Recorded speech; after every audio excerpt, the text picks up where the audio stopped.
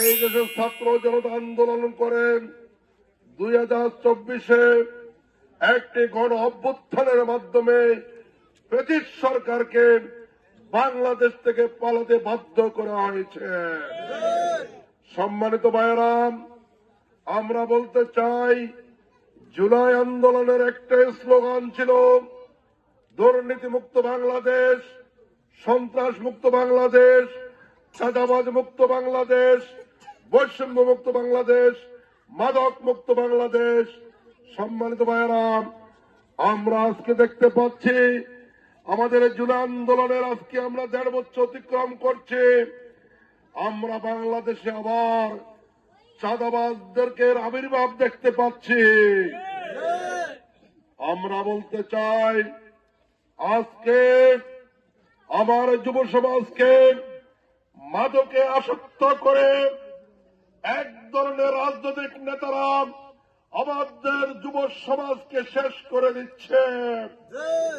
সম্মানিত ভাইয়েরা, আমরা বলতে চাই, আপনারা ইতিমধ্যে দেখেছেন একটি দলের তারা নিজেরা ইতিমধ্যে এই 1.5 বছরে নিজেরা মারামারি করে প্রায় 250 জনকে হত্যা করেছে।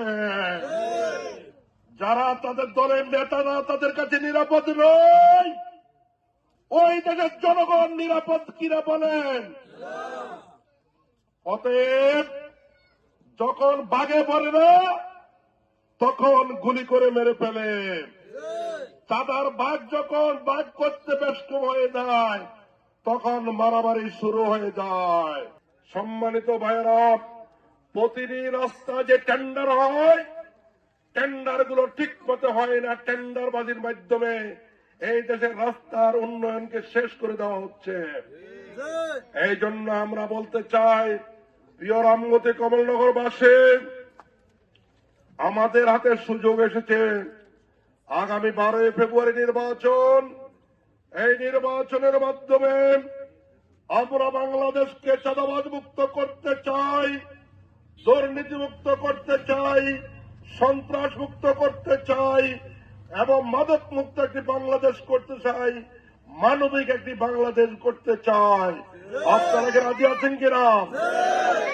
এই জন্য সম্মানিত ভাইয়েরাম, আমি অনুরোধ করব, আপনারা বারবার বিভিন্ন দলকে দেখেছেন, একবারের জন্য আমাদেরকে দেখেন। আমরা প্রতিশ্রুতি দিচ্ছি, ইনশাআল্লাহ আল্লাহ যদি কবুল করেন আর এই দেশের জনগণের সমর্থন আমরা পাই, আপনাদের ভালোবাসা পাই, তাহলে আমরা আপনার প্রতিশ্রুতি দিচ্ছি, বাংলাদেশে কোনো দুর্নীতি করতে দেওয়া হবে না। চাঁদাবাজ মুক্ত একটি বাংলাদেশ গড়বেই আমরা।